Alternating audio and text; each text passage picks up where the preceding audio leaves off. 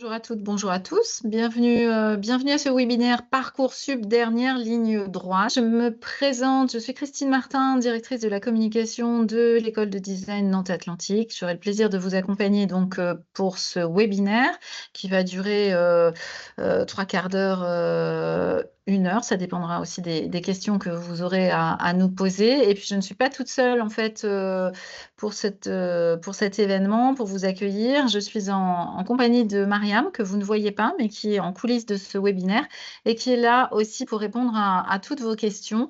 Questions que vous pouvez poser, bien sûr, dans l'onglet questions-réponses de ce webinaire. Vous aurez pas mal d'informations néanmoins pendant toute cette présentation, donc voilà, je pense pas mal de réponses aux questions que vous avez peut-être en suspens, mais n'hésitez pas à intervenir et à lui faire part de vos interrogations le cas échéant.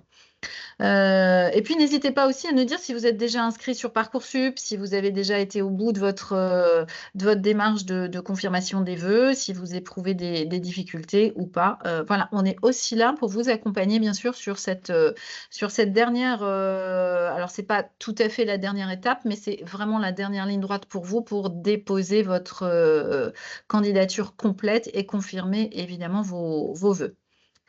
Je vous propose de démarrer donc ce webinaire. Je vais faire juste une courte introduction qui resitue un peu l'école, ses programmes, avant d'arriver effectivement sur des éléments très pragmatiques concernant les dernières formalités pour vous que constitue cette candidature à compléter sur la plateforme Parcoursup.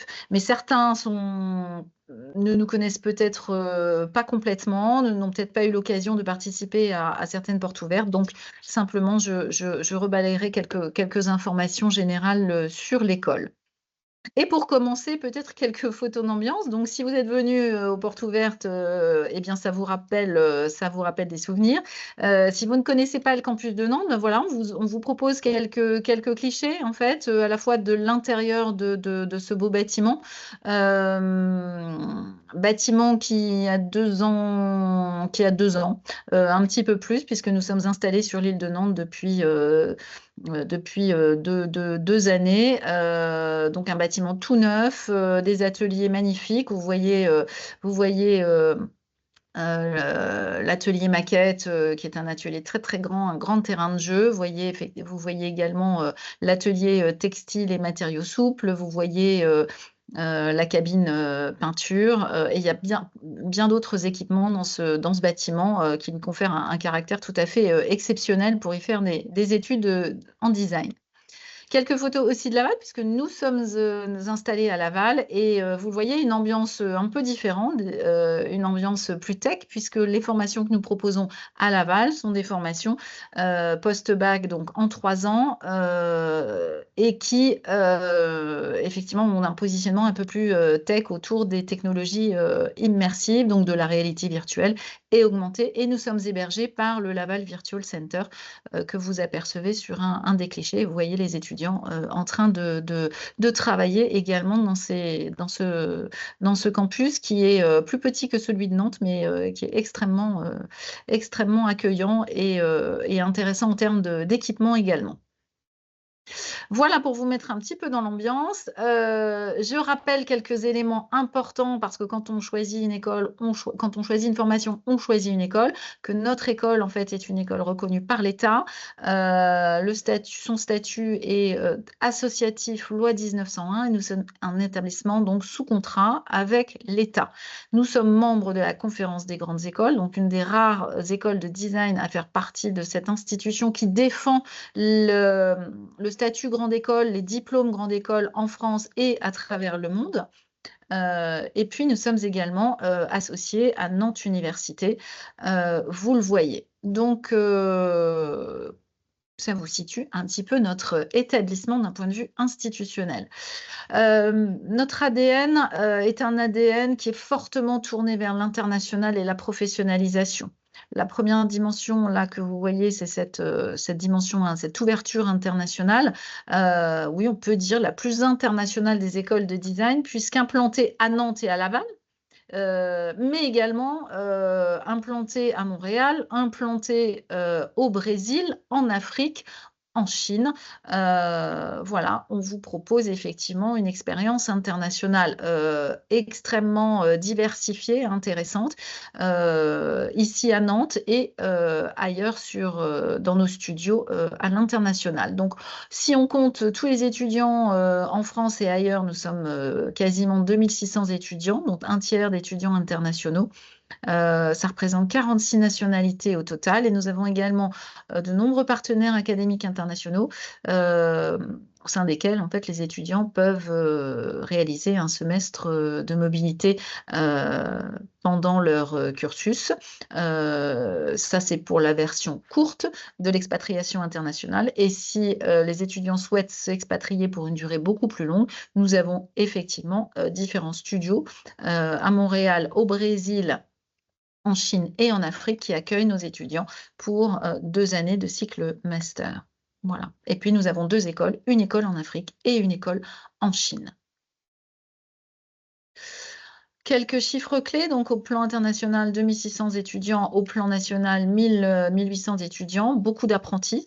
Je vous le disais, la professionnalisation est une dimension importante et on va la retrouver dans la modalité d'apprentissage et donc dans le nombre d'apprentis diplômés chaque année. Nous formons également des professionnels en activité. L'école est une école qui existe depuis 1988 et chaque année donc diplôme des designers, ce qui effectivement lui permet aujourd'hui d'afficher un réseau de 4300 alumni. Elle s'appuie sur un réseau d'intervenants, des enseignants permanents, salariés de l'école, mais également des experts et des designers professionnels issus du monde économique qui viennent intervenir et partager leur expertise aux côtés des équipes enseignantes de l'école. Et puis, nous nous appuyons sur un vaste réseau d'entreprises partenaires qui travaillent avec nous et nous soumettent des sujets, des thématiques sur lesquels nos étudiants vont systématiquement travailler sous différents formats, mais on va vraiment s'appuyer sur des thématiques et des sujets concrets auxquels sont confrontées les entreprises, les collectivités, etc. Et puis les entreprises accueillent aussi des stagiaires, des apprentis, vous l'aurez compris, et puis recrutent nos designers. Notre école est un peu un modèle hybride, je dirais, entre une école de management, une école d'ingénieur et une école d'art. Puisqu'il y a une dimension créative, bien évidemment, mais c'est une dimension créative qui va se mettre au service de l'innovation. Donc, on va lui donner à la fois une perspective technique et puis également une perspective plus stratégique où effectivement nous allons former des designers qui sont des professionnels de la création au service de l'innovation avec une approche extrêmement globale et une capacité d'amener une vision stratégique dans une entreprise ou une organisation quelle qu'elle soit. Donc, c'est pour ça que je dis effectivement hybride sur le côté technique, créatif et puis management, stratégie. Et donc, vous ne serez pas étonné de retrouver des taux d'insertion professionnelle en fait, qui sont proches des écoles de management et des écoles d'ingénieurs, puisqu'on est à peu près à 80% d'alumni en activité 12 mois après leur sortie de l'école. Un alumni sur 2, d'ailleurs, est en activité le jour de l'obtention de son diplôme. Ça peut aussi être plus en fonction des filières de spécialité de nos étudiants. Et puis, un indicateur intéressant, eh bien, 80% des alumni, on les a interrogés, sont satisfaits, voire très satisfaits de leur emploi à 5 ans. Et c'est vraiment quelque chose qui est important à vous montrer parce qu'on sait que quand on s'engage dans des études, on s'engage effectivement on se prépare à une trajectoire professionnelle et on souhaite évidemment s'épanouir dans son futur job. Et c'est ce que montre ce chiffre. Je l'ai dit, une école reconnue par l'État et donc des diplômes visés. C'est extrêmement important. Donc, nous sommes systématiquement contrôlés par l'État, donc en termes de qualité et d'exigence vis-à-vis de nos formations. Donc, notre diplôme de design Bac+5 est visé par l'État et confère le grade de master. Le DNMAD confère le grade de licence. Le bachelor management de projet en design et communication est visé et dans 1 an ou 2 conférera également le grade de licence. C'est une formation plus récente, donc le grade est en cours d'obtention. Pour vous remettre un peu au clair les idées, parce que vous êtes souvent nombreux en fait à à multi-candidater ou en tout cas comment dire, à cheminer, hein, tout au long de ce process Parcoursup et c'est bien normal. Donc à vous poser des questions quant, à la différence entre une formation en 3 ans, une formation en 5 ans. Voilà, alors simplement pour vous redonner quelques éléments qui vous permettront, peut-être, de clarifier vos choix. Hem, les grandes différences entre, le bac+5 et les DNMAD et j'englobe tout l'ensemble des DNMAD en fait en 3 ans chez nous, et bien vont d'abord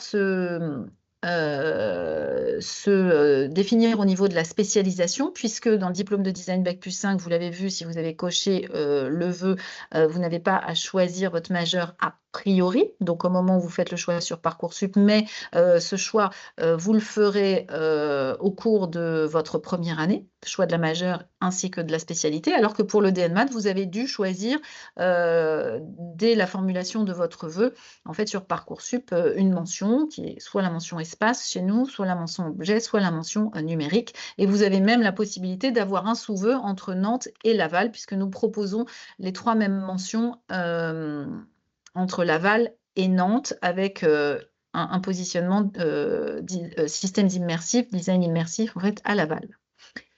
La différence en termes de parcours entre le 5 ans et le 3 ans, c'est qu'effectivement, sur le 5 ans, on va pouvoir construire un parcours individualisé. Ben, on le disait, déjà un choix de majeur de spécialité, mais aussi au fil du cursus, en fait, un nombre de choix qui vont s'opérer, comme par exemple, en fait, un certain nombre de cours optionnels qui vont vous être proposés, ou le choix au moment du cycle master de rester en voie scolaire ou de faire de l'apprentissage, de rester en France ou d'aller à l'international. Vous aurez même le choix de faire des doubles diplômes. Alors que sur le DNMAT, donc en 3 ans, on va s'appuyer vraiment sur un référentiel national. C'est une formation qui dépend effectivement de l'enseignement public, mais que nous avons la possibilité, nous, de délivrer parce que nous sommes un établissement sous contrat avec l'État. Et donc, nous nous appuyons sur le référentiel national des métiers d'art et du design. En 5 ans, on ne se forme pas de la même façon qu'en 3 ans, donc la visée du diplôme n'est pas tout à fait la même puisque en 5 ans, on va plutôt former des designers qui auront à la fois une compétence technique et des soft skills, donc une capacité au bout de 5 ans à exercer des postes à responsabilité, alors souvent avec un peu d'expérience, mais vont pouvoir monter en puissance et construire une trajectoire autour de postes avec une dimension un petit peu plus managériale ou de gestion de projet, donc en design, en conception, en innovation, communication, etc. Alors que sur une formation en 3 ans, on va avoir le temps effectivement de bien balayer la dimension des savoir-faire et donc on va former des futurs professionnels qui auront vraiment une capacité, une connaissance dans un métier très précis, et on a besoin de ces profils qui maîtrisent des techniques pointues, bien entendu. Donc au bout d'un DNMA dans 3 ans, on est en capacité, de travailler, d'accord? De répondre à des besoins, du monde professionnel, mais on peut aussi ajouter 2 années supplémentaires pour acquérir d'autres cordes à son arc, notamment des soft skills et de rejoindre un profil, en 5 ans. Donc avec une trajectoire un peu différente. L'international est également se matérialise de manière différente entre le diplôme, en 5 ans et le diplôme en 3 ans puisque, sur le DNMAD, la possibilité de l'international, en fait, c'est une possibilité, qui ne s'opère qu'à Nantes, c'est-à-dire de rejoindre une classe internationale en 3e année en anglais. Alors avec des étudiants internationaux et ça, c'est effectivement extrêmement riche d'un point de vue de l'interculturalité. Sur le diplôme de design bac+5, on va avoir un petit peu plus de possibilités et notamment la possibilité de s'expatrier de manière obligatoire au cours d'un semestre d'études ou un stage à l'international en 3e année et de manière optionnelle, possible, en fait, on aura également la possibilité d'effectuer l'entièreté de son cycle master à l'international, donc une expatriation de 2 années, ce qui est extrêmement conséquent et formateur. L'apprentissage également n'est pas positionné sur les mêmes années, puisque sur le diplôme de design Bac+5, l'apprentissage se fait au niveau des années 4 et 5, peut se faire au niveau des années 4 et 5. C'est à nouveau un choix de l'étudiant de se positionner sur l'apprentissage. Et sur le DNMAD en 3 ans, l'apprentissage se fait sur la 3e année à Nantes et sur les 18 derniers mois à Laval. Voilà, une petite différence entre Nantes et Laval. Voilà en synthèse les grandes caractéristiques qui différencient en fait une formation en 3 ans et une formation en 5 ans. Bien entendu, il faut ajouter à ça l'ensemble des mentions qui sont proposées dans chaque formation, c'est-à-dire pour le DNMAD, les mentions espace, objet, numérique, avec une spécialité différente à Laval et à Nantes, et puis le diplôme de design Bac+5 qui donne la possibilité de se spécialiser à travers 4 majeurs et 8 spécialités. Voilà.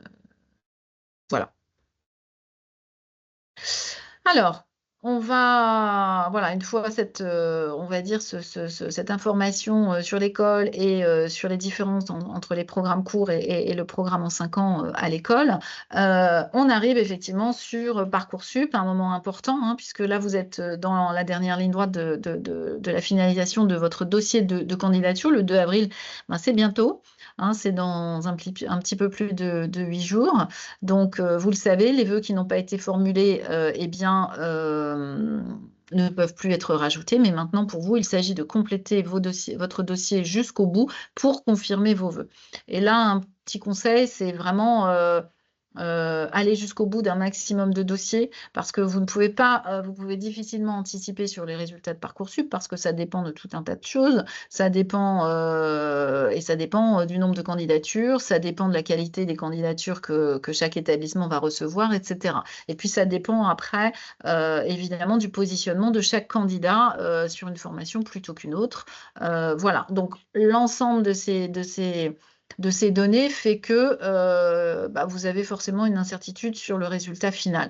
Donc, aujourd'hui, donnez un dernier coup de collier, n'abandonnez pas vos vœux, gardez-les jusqu'au bout, parce que, vous allez continuer à cheminer, vous allez continuer à pouvoir prendre de l'information, et puis vous allez voir que par moment, les choses vont devenir, si elles sont encore floues aujourd'hui, il se peut qu'elles s'éclaircissent parfois assez rapidement. Ce sera peut-être dans 15 jours, ce sera peut-être dans 3 semaines, ce sera peut-être au moment des résultats. Et là, vous serez content effectivement d'avoir gardé tous vos vœux. Donc, le 2 avril, c'est important. Donc, donner un dernier coup de collier là pour maximiser vos chances, puisque le 2 juin, vous aurez vos résultats. Et il vaut mieux avoir un maximum de choix pour la suite et pour pouvoir apporter vos réponses avec le moins de stress possible. Bon, le moins de stress possible. Voilà. Alors, qu'est-ce qu'il vous reste à faire aujourd'hui et comment peut-être vous donner une grille de lecture pour répartir un peu votre énergie et ce que vous pouvez faire, ce sur quoi vous avez un levier, ce sur quoi vous pouvez agir et ce sur quoi vous ne pouvez pas agir. Donc, vous le savez, le dossier, si vous allez voir, donc, et vous avez sans doute été voir sur Parcoursup, sur notre fiche en fait de candidature, sur notre fiche formation, vous voyez tous les éléments, et les attendus pour le dossier de candidature. Donc, ce qui n'est pas modifiable aujourd'hui, ça va être en fait tout ce qui nous est donné par le biais de Parcoursup, mais c'est pas Parcoursup, hein, c'est votre lycée en fait qui va via Parcoursup en fait télécharger votre dossier scolaire et vos notes de bac de français, et nous allons regarder effectivement ces éléments scolaires, c'est vos résultats. Nous allons également regarder votre niveau d'anglais à travers les notes que vous aurez obtenues en anglais. Donc ça, pour vous, vous n'avez rien à faire puisque ça doit être, alors peut-être pas encore votre fiche à venir, mais je pense que logiquement, vos bulletins et vos notes du bac de français sont déjà remplis automatiquement dans Parcoursup. Et la fiche à venir, alors je crois qu'elle n'est pas obligatoire pour tous les établissements, pour les établissements, mais logiquement, la plupart des établissements, en fait, la remplissent. Donc, elle nous est transmise. Voilà. Donc ça, c'est vos résultats scolaires. Ils sont importants pour nous parce qu'ils ils nous donnent des indications sur votre capacité en fait, à travailler. Dans une école comme la nôtre, en fait, il y a une masse de travail à fournir. Donc, bah, c'est important de savoir effectivement que vous êtes capable d'apporter ce travail. Ce qui est important pour nous aussi, c'est de regarder les rubriques un peu de commentaires de vos professeurs sur les différentes matières. Ça nous donne aussi une indication sur votre engagement, sur votre progression, sur votre implication en fait dans vos études et dans l'enseignement supérieur. Et effectivement, eh bien, il est important que vous continuiez cet engagement dans votre cursus. Voilà. Donc, pour 15 en fait, nous regardons, vous voyez, il y a une pondération, ça représente 15 de l'évaluation. Donc, et 20 en fait pour les éléments, plus, on va dire plus personnels, pas qualitatifs, mais, qualitatifs au sens commentaire et non pas au sens, des notes. Donc là, on est sur 20 et la fiche à venir, en fait, est englobée là-dedans, donc on la consulte. Voilà, c'est plutôt, un élément complémentaire parce qu'on sait qu'elle n'est pas toujours remplie. Donc, ce qui va nous importer surtout, c'est effectivement tout le reste, de ce dossier, de ce dossier scolaire. Heu Un élément un peu un commentaire par rapport à ça, en fait, on ne va pas chercher, à sélectionner des candidats, nous, au final, qui ont une moyenne, extraordinaire, en terminale. C'est pas ça qu'on va chercher puisque, en fait, quand on est dans une école de design, on va apprendre, des choses très, très, très différentes de ce que l'on fait en lycée. D'accord? Donc, les matières sont très différentes, les modalités d'apprentissage sont très différentes. Donc, finalement, quelqu'un qui est très, très bon, dans les matières, que ce soit des maths ou que ce soit d'autres matières, de l'économie et cetera, ça va pas forcément nous indiquer ou être un indicateur de réussite, pour ce qui va être, enseigné chez nous. Donc, ne soyez pas, comment dire? Voilà, n'ayez pas de crainte démesurée par rapport à cela. Bien entendu, comme je disais, on va s'assurer qu'en fait, vous avez un dossier scolaire, plutôt équilibré, que vous avez un engagement et que vous avez une capacité à travailler, quand vous serez, dans notre établissement. Par contre, vous avez donc si vous n'avez pas la main sur ces éléments-là, en réalité, vous aviez la main, ben, voilà, en première et en terminale, donc ça, c'est fait, hein. Vous avez construit tout ça. Maintenant, votre dossier va être téléchargé sur Parcoursup, mais vous avez quand même la main sur un certain nombre de rubriques et vous voyez, elles sont, un petit peu plus pondérées puisque là, votre motivation, la cohérence de votre projet, c'est une vingtaine enfin, c'est même pas une vingtaine, c'est 20 dans l'évaluation de votre dossier de candidature. Donc la lettre de motivation, c'est vraiment quelque chose qui est important pour nous puisque c'est, là où vous exprimez, de manière personnelle, essayez d'éviter ChatGPT parce qu'on a quand même un petit peu l'habitude et qu'on préfère une lettre imparfaite, mais écrite par vous avec vos idées, votre envie et vos arguments, en fait, qui nous démontrent, pourquoi vous choisissez, des études, en design, pourquoi vous choisissez une école comme l'école de design, et pourquoi vous postulez à une de nos formations, ben, voilà, donc ça c'est important pour nous, c'est effectivement de voir un petit peu comment vous vous projetez. On ne vous demande pas d'avoir, un projet professionnel, c'est un petit peu tôt. Alors certains l'ont peut-être, mais d'autres pas et c'est tout à fait normal parce que vous n'en êtes qu'au début et vous n'êtes pas encore entré dans l'enseignement supérieur, donc vous avez peu d'expérience pour vous prononcer là-dessus. Mais néanmoins, vous avez forcément autour de vous, interagi, pour avoir des informations, une curiosité autour des métiers ou en tout cas autour des domaines, des grands domaines qui vous intéressent et c'est ça qu'il est intéressant de retrouver dans votre lettre de motivation. C'est cette curiosité et cette sensibilité que vous avez déjà et qui pourrait se traduire et se construire dans votre projet, professionnel futur. Et puis, un élément extrêmement important dans une école comme la nôtre, évidemment, ça va être le dossier créatif qui va effectivement prendre 2 dénominations chez nous. Pour la formation en 5 ans, on va le nommer dossier de travaux personnels, et pour la formation en 3 ans, il va s'agir du carnet de personnel, mais globalement, il s'agit du dossier créatif. Et là, c'est extrêmement important pour nous puisque c'est ce qui nous montre concrètement, hein, quels sont vos domaines de créativité, vos domaines de curiosité. Et donc là, on s'inscrit déjà dans l'ADN des études que vous voulez appréhender. Et ça, c'est extrêmement important. On va y revenir. Donc là, vous voyez 45% pour votre dossier, et y compris une rubrique qui est importante pour nous. Et qui effectivement est la rubrique activités et centres d'intérêt. Et ça, c'est intéressant parce que ça nous donne aussi, là aussi, des indications, des informations sur votre ouverture, vos activités extrascolaires, votre capacité en fait à ne pas être centré, à être monocentré sur vos études, mais à vous ouvrir à d'autres environnements. Et là-dessus, ne vous censurez pas. Parlez-nous de ce qui vous nourrit, de ce que vous aimez faire, de vos moteurs, de vos investissements, de vos engagements, des responsabilités que vous prenez par ailleurs.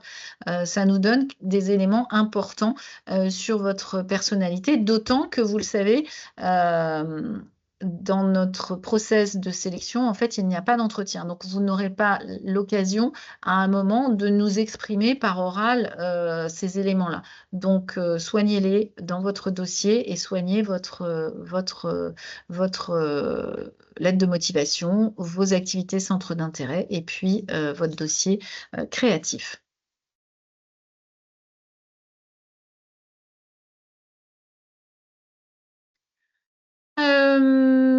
Donc là, je pense qu'on est un petit peu sur ce que je disais. C'est une bonne synthèse de ce que j'ai évoqué, hein. Vous voyez la pondération là, des différents critères. Et encore une fois, votre dossier Parcoursup n'est pas ce qui détermine complètement votre candidature. Donc, vous avez la main. C'est ça le message et c'est ce que vous devez retenir. Vous avez la main sur votre dossier de candidature et là, vous avez encore quelques jours justement pour vous poser des questions, faire relire votre lettre de motivation par exemple et vous dire est-ce que vraiment c'est ce que je veux dire? Qu'est-ce qui ressort en fait des quelques lignes que je viens d'écrire? N'hésitez pas en fait à vous appuyer sur votre entourage pour valider que ce que vous voulez dire en fait correspond vraiment à ce qui est écrit dans votre lettre. Donc la lettre de motivation, j'ai déjà pas mal évoqué, de sujets sur ce qu'elle doit faire ressortir. Elle est, effectivement, contrainte à 1 500 caractères et ça en fait un exercice peut-être un petit peu plus complexe pour certains, qui ont peut-être tendance à vouloir, s'exprimer, sur un format plus long, donc qui auront besoin de synthétiser. Qu'est-ce que je dis en 1 500 caractères? C'est pas très, très long, 1 500 caractères, donc qu'est-ce que je choisis de garder? Qu'est-ce que je mets en avant? Qu'est-ce qui est important pour moi? Quelles sont les idées forces, les mots-clés qui sont importants et que je veux retrouver dans cette lettre? Est-ce qu'elle traduit bien, en fait, ce que je veux dire? Heu 1 500 caractères, ça va très vite. Pour certains, ce sera peut-être très long, donc certains auront peut-être un peu plus de mal, finalement à occuper ces 1 500 caractères, donc il faudra d'autant plus aussi travailler dans l'autre sens pour étayer, et trouver en fait des arguments pour, structurer cette lettre. Donc chacun aura son travail à faire, mais ça demande un petit peu de recul. Une lettre, ça se relit à froid, c'est-à-dire qu'il faut que vous la posiez, et puis vous la relisez une fois et vous la relisez 2 fois et vous la retravaillez jusqu'à ce qu'elle vous convienne et qu'elle corresponde vraiment à ce que vous souhaitez. N'ayez pas peur de vous relire, d'être face en fait à votre travail, même si c'est pas un travail habituel, même si c'est un travail impliquant, n'ayez pas peur de faire ce travail-là, il est extrêmement important. Donc Donc, sur le contenu, j'en ai déjà parlé et puis surtout aussi, soignez l'orthographe, soignez le style, et pour ça, relisez-vous, faites appel à un ami, ce sera vraiment, extrêmement précieux pour vous. Ne bâclez pas, faites quelque chose qui est, travaillé, hein. Mettez-y de l'engagement et ça se verra. Les activités centres d'intérêt, j'en ai parlé, c'est facultatif, mais c'est très important, hein. Donc ça reste facultatif, mais c'est vrai que ça nous donne tellement d'indications sur votre personnalité, sur ce qui vous anime, sur vos pratiques. Elles peuvent être artistiques, elles peuvent être sportives, elles peuvent être musicales, et cetera. Vous pouvez faire du babysitting, avoir le BAFA, nous dire que pour vous ça constitue quelque chose d'extrêmement important.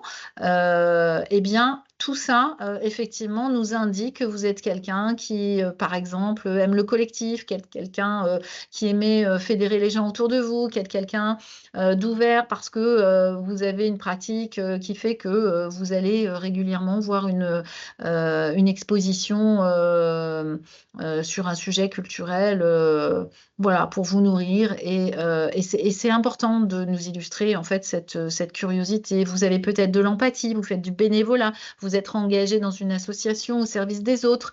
L'empathie, c'est une très belle qualité. Donc, en fait, tout ce que vous allez nous indiquer là vont effectivement nous donner des informations sur la personne que vous êtes. Alors, bien entendu, pas tout. D'accord? Mais mettez en valeur des choses qui sont intéressantes pour nous et qui nous montrent la diversité de la personne que vous êtes à travers vos activités. Voilà, hein. Donc, je pense que la dernière phrase, en fait, de ce slide: «Chaque élément témoigne de votre curiosité, de votre savoir-être», c'est vraiment ça. Mmh. Là aussi, travaillez bien les choses, relisez-vous 1 fois, 2 fois, soyez critique envers vous-même, pas trop, il ne s'agit pas de vous bloquer, de vous auto-censurer, mais soyez, exigeant vis-à-vis de vous-même en vous relisant. Le dossier créatif, voilà, on y vient parce que c'est un élément, vous avez vu, hein, 45 de l'évaluation de votre candidature, donc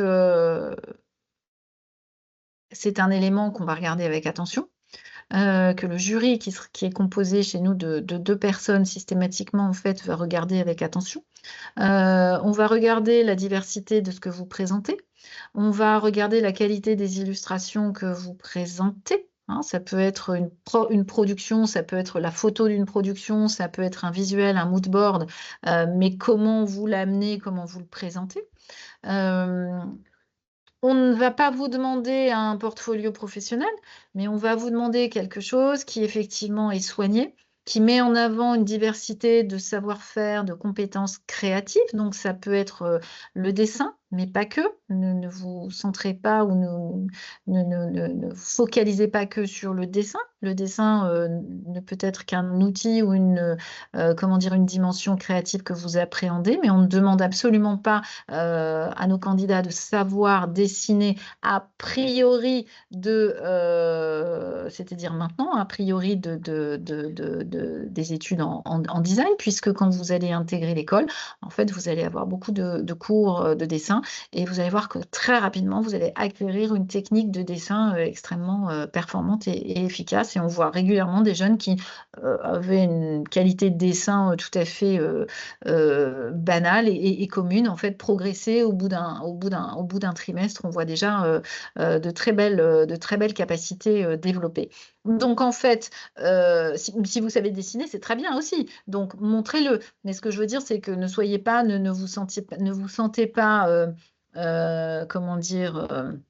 Ne vous sentez pas, en difficulté si votre niveau de dessin n'est pas exceptionnel, ça n'a aucune importance. Par contre, effectivement, bah, cherchez à, bien agencer, votre dossier créatif. Il y a eu pas mal de sessions, on a donné pas mal d'exemples de dossiers créatifs. Donc, j'espère que vous avez pu, assister à ces présentations. Soyez soignés, soyez diversifiés, ça, c'est extrêmement, important. Donc montrez ce que vous faites, ce que je vous disais en fait, et c'est un peu la synthèse, effectivement, déjà faites-vous plaisir. Ça, c'est un message extrêmement important. Votre dossier de créatif, on voit vraiment les candidats qui se font plaisir, qui choisissent, qui mettent du soin, qui mettent de l'attention en fait à leur dossier. Donc ça se voit en fait. On voit aussi malheureusement les candidats qui font peut-être les choses un peu plus vite, un peu plus rapidement. Donc là aussi, ça nécessite un peu de temps. Mais c'est important en fait, hein. Vous jouez une étape importante. Parcoursup, c'est effectivement la prochaine étape. Le bac, c'est important, mais maintenant, finalement, c'est peut-être les premières grandes décisions que vous prenez, celle de votre choix d'orientation d'enseignement supérieur, avant ensuite de vous lancer dans le grand bain du monde professionnel. Donc, c'est important. Donc, ça mérite d'y passer le temps nécessaire pour que vous soyez satisfait et fier de ce que vous présentez. D'accord? C'est vous faire plaisir et être fier pour vous de ce que vous avez. De ce que vous allez nous présenter et télécharger sur Parcoursup. Nous, après, on fait le reste du travail. Donc, vous voyez, il y a vraiment, là, c'est très réduit sur un slide, hein, mais vous voyez qu'on peut être sur de la photo, on peut être sur de la photo d'un objet qui a été réalisé, sur un dessin, sur des sources d'inspiration. Mettez-nous en avant des artistes qui vous inspirent, des tendances, des designers, évidemment. Euh, Nourrissez également votre dossier de mood board si vous le souhaitez. Et puis mettez tout ça au regard de finalement ce vers quoi vous avez envie d'aller. Si vous êtes vraiment fixé, c'est-à-dire que si vous postulez, par exemple, sur un DNMAD en objet, eh bien, votre dossier créatif, votre carnet personnel, lui, eh bien, tiendra compte de cette aspiration et nous montrera peut-être un intérêt particulier pour ce domaine du design. Pardon, je suis allée trop vite. Quelques conseils complémentaires. Bien sûr, la diversité, bien sûr, les visuels. Euh, N'hésitez pas aussi à avoir un petit storytelling, c'est-à-dire à expliquer un peu le pourquoi, le comment, en fait, de vos choix. Vous pouvez très bien, et de manière très simple et pas forcément, on n'attend pas de vous d'être bavard, on attend de vous de simplement nous orienter, nous aiguiller, nous donner quelques éléments en fait qui nous permettent de comprendre pourquoi vous avez fait ce choix. Si vous êtes, j'ai en tête un portfolio, un dossier créatif autour du sujet de la mer, en fait, des créations visuelles, objets autour de la mer. En fait, ce fil conducteur était expliqué par la candidate, par un affectif très particulier à cet élément. Donc, et systématiquement, eh bien, elle raccrochait ses créations, en fait, à un fil conducteur autour de la mer. Ça peut être, voilà, ça peut être une passion, ça peut être simplement nous expliquer une technique, des étapes. Finalement, vous avez fait pour arriver à un visuel, final. Ça peut être une ébauche, le choix d'une technique et puis la présentation du résultat final. Bref, donner du sens. Voilà. Le message, c'est donner du sens à ce que vous faites pour que l'on comprenne mieux votre dossier créatif. Voilà. Donc, ça, c'est important. Et puis, ces deux dernières phrases donc, que vous voyez sur le slide, oser, ça, c'est important. N'hésitez pas à être un peu décalé, à nous partager des choses qui sont vraiment importantes pour vous. Ne vous censurez pas, ne vous jugez pas. Le jury n'est pas là pour vous juger, pour juger. Il est là pour appréhender, pour comprendre. Voilà.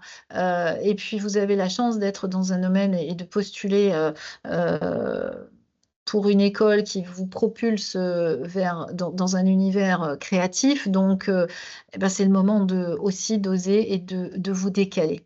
Vous pouvez aussi mettre des liens. Je sais que certains d'entre vous ont des blogs, ont des sites. N'hésitez pas en fait à mettre des liens dans vos dossiers pour peu qu'effectivement, il n'y ait pas de code d'accès et qu'on puisse en fait, y accéder, sans limite de temps. Puisqu'entre le moment où vous allez téléverser votre, dossier créatif et le moment où le jury va en prendre connaissance, en fait, ça va pas être immédiat, d'accord? Vous allez devoir, tout boucler pour le 2 avril, et en fait, nous, on va recevoir, en fait, tous ces éléments un petit peu plus tard et ensuite notre jury, on va répartir, en fait, l'ensemble des dossiers, au niveau des jurys, constitués, à l'école, et seulement ensuite, en fait, les jurys seront en capacité d'étudier le dossier. Donc, vous voyez bien il va s'écouler quelques jours. Donc, la notion de temps est importante. Donc, ayez bien ça en tête quand vous allez faire votre dossier. Donc, on est à peu près quand même, hein, sur les mêmes aspirations ou en tout cas les mêmes intentions entre le dossier de travaux personnels que vous allez devoir téléverser pour le diplôme en 5 ans ou pour le carnet personnel que vous allez devoir produire pour le diplôme, DNMAD. On est sur effectivement, le potentiel créatif, la personnalité. Hem Sur le DNMAD, je porte l'attention sur le fait que vous avez à choisir, une mention, que vous destinez effectivement à un DNMAD, en espace, en objet ou en numérique. Ce qui fait qu'effectivement, dans le carnet personnel, on va attendre une intention et une illustration de la mention que vous choisissez. En tout cas, une motivation pour cette mention-là. On peut être plus large en fait sur le bac+5 puisque là, en fait, la majeure, elle intervient un petit peu plus tard dans le cursus. On est sur un fichier au format PDF avec des tailles, vous le voyez, un petit peu différentes. C'est bien entendu, indiqué sur, Parcoursup si vous oubliez cette, information. Voilà. On a parlé, du diplôme de design bac+5, on a parlé des DNMAD, un focus sur le bachelor, management de projet en design et communication, qui est également une formation que nous proposons. Une formation que nous proposons en partenariat avec Audencia, l'école de management, heu, de Nantes, qui est dans le top 10 des grandes écoles de management en France. Excusez-moi. Donc là, vous voyez qu'il y a une petite différence en fait pour, postuler à ce bachelor, en fait, vous avez, à la différence des 2 précédentes formations, vous aurez des épreuves orales. Donc vous aurez un entretien de personnalité et de motivation d'une vingtaine de minutes et un oral d'anglais d'une quinzaine de minutes.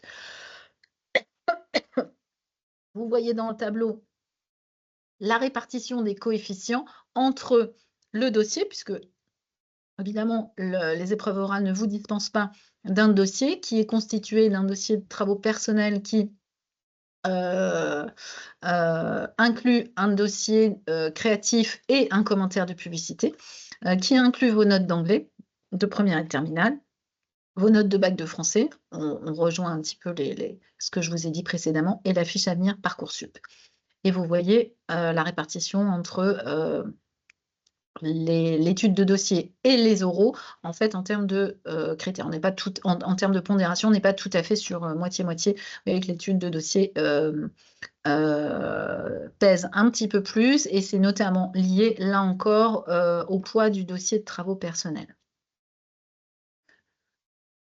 qui est important. Voilà donc eh bien, tout ce travail est conséquent, c'est vrai, pour vous, c'est important. C'est loin d'être insurmontable. On sait que vous avez par ailleurs, vous avez du travail, parce que vous êtes en terminale. C'est pour ça qu'effectivement, vous avez sans doute un peu anticipé. C'est pour ça aussi qu'on vous apporte, toutes ces informations pour faciliter votre travail. Et posez-vous bien, les bonnes questions, les dernières vérifications. Soyez précautionneux, est-ce que vous avez bien validé tous vos vœux? Hein, donc recheckez avec vos parents aussi, parce qu'eux sont un petit peu moins dedans. Alors ils sont à côté de vous, mais ils checkent aussi en même temps que vous. Donc c'est important, de faire ça, pas forcément tout seul si vous en avez la possibilité ou de relire et de bien rechecker. Il y a aussi pas mal de tutos, hein, si vous avez des doutes, sur Parcoursup, sur tous les sujets, toutes les questions, vous pouvez vous poser, au fil de la procédure. Est-ce que j'ai bien vérifié mes informations personnelles? D'accord, adresse email et téléphone.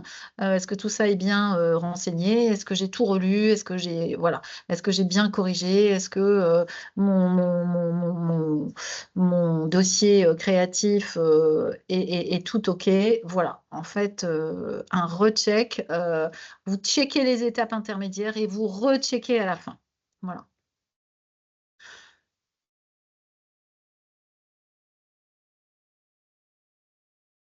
Voilà, je pense qu'on est, effectivement sur une synthèse de ce que je viens de vous dire. Oui, n'attendez pas, c'est écrit en gras, hein, c'est important. N'attendez pas le dernier jour pour compléter votre dossier Parcoursup et confirmer vos vœux parce que vous êtes nombreux sur Parcoursup, hein. Je crois qu'au total, on n'est pas loin de 600 000 vœux, sur cette plateforme-là, au total, hein. Donc effectivement, il y a beaucoup de monde. N'attendez pas le dernier jour parce que souvent c'est des jours où il peut y avoir il peut y avoir des bugs ou en tout cas des temps où la plateforme est un peu plus lente, hein. Ça peut, c'est pas systématique, hein. J'ai pas noté de difficultés l'année dernière, mais bon, ça vous évite aussi le stress si jamais il y a quoi que ce soit. Voilà et puis, n'oubliez pas que nous, on est là pour vous accompagner jusqu'au bout. Donc vous pouvez nous appeler, vous pouvez nous laisser un message sur la boîte un mail sur la boîte postbac, @l'écolededesign.com. Le 23 avril, on aura à nouveau un webinaire et là, on sera plus sur DNMAD, Nantes et Laval, en fait, lequel vous correspond, lequel choisir, hein, si vous avez postulé pour des DNMAD à Nantes et à Laval. Donc voilà, on essaie effectivement de vous accompagner le plus loin possible par rapport à vos questions.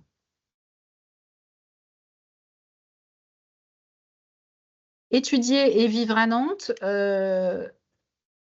alors Nantes, pour ceux qui connaissent, eh bien, vous savez que c'est une ville où il y a beaucoup d'étudiants. C'est une ville qui est super dynamique, il y a plein, plein de choses à faire.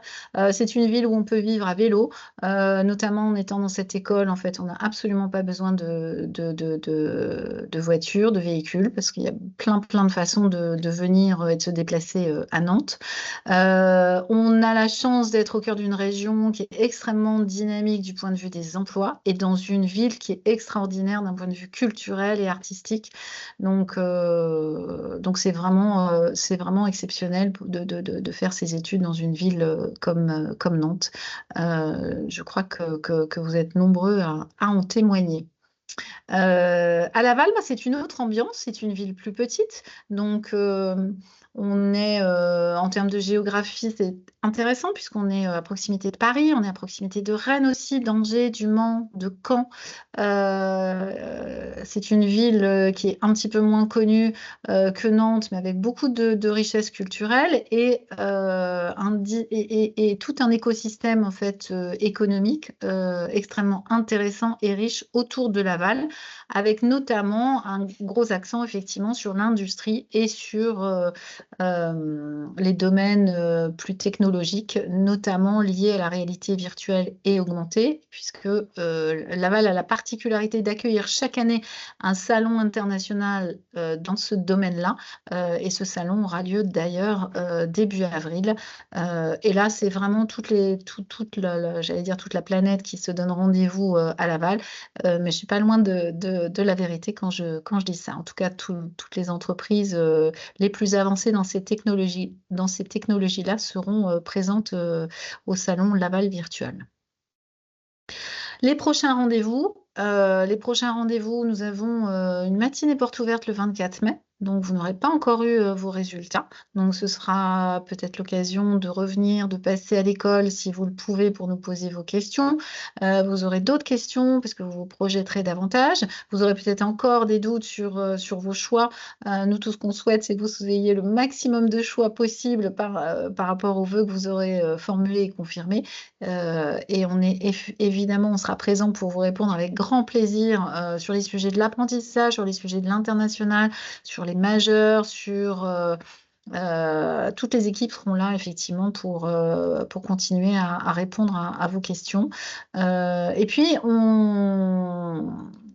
on continue en fait à vous proposer des ateliers découvertes. Alors, des ateliers découvertes, là, ce sera sur les prochaines, sur la prochaine période d'avril, le 8, 9 et 10 avril. Des demi-journées d'immersion au mois de mai et puis une prochaine visite aussi de l'école le 23 avril pour faire en sorte de vous proposer des temps à l'école si vous n'avez pas la possibilité de venir aux matinées portes ouvertes ou si vous préféreriez finalement assister à un cours ou participer à un cours. Donc tout ça et toute cette information est bien entendu disponible sur notre site internet et vous pouvez vous inscrire bien évidemment. Attention, sur certains formats, en fait, les places peuvent être limitées.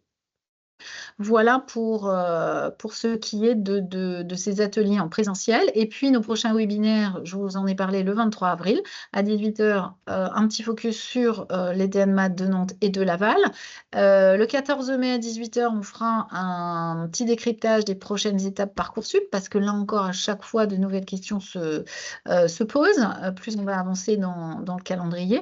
Le 4 juin, on va vous proposer un webinaire sur Nantes ou Laval, y vivre et étudier voilà, quels sont les avantages et les opportunités sur chacune des villes et chacun des campus. Et puis, le 25 juin, on vous proposera en fait un webinaire un peu particulier on se donnera comme sujet en fait celui de la phase complémentaire. On vous expliquera comment ça fonctionne, la phase complémentaire, voilà, si vous vous projetez sur une phase complémentaire, le cas échéant. Voilà. Voilà, et je crois que j'ai terminé pour cette présentation. J'espère que vous avez eu les informations que vous souhaitiez pour eh bien, aborder cette dernière ligne droite avec le plus d'éléments possible, avec le plus de sérénité possible, parce que c'est vrai que pour que vous gardiez votre sérénité. Donc, eh bien, on vous souhaite effectivement d'avancer sereinement. Voilà. Je crois qu'il y a une question de Romane, mais Romane, peut-être, alors est-ce que votre question est toujours d'actualité ou est-ce que vous l'avez posée en fait dans la conversation avec...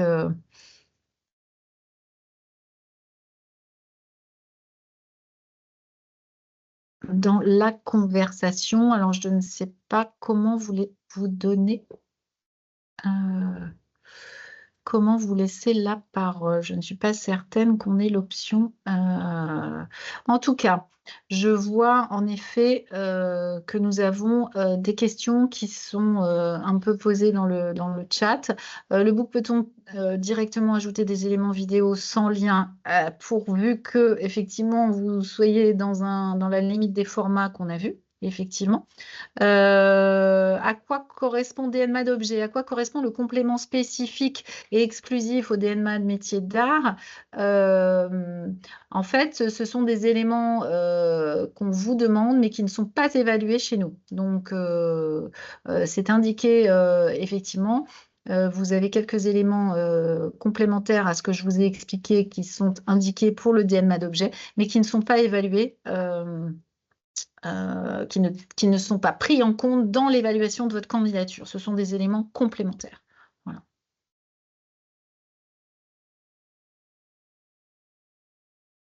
Est-ce que le dossier de travaux personnels doit être différent du carnet personnel? Eh bien, vous l'avez compris, le carnet personnel, en fait, c'est le dossier créatif appliqué au DNMAD. Le DNMAD comporte une mention. Donc, on va s'attendre à avoir effectivement un carnet personnel qui est très orienté vers la mention pour laquelle vous postulez.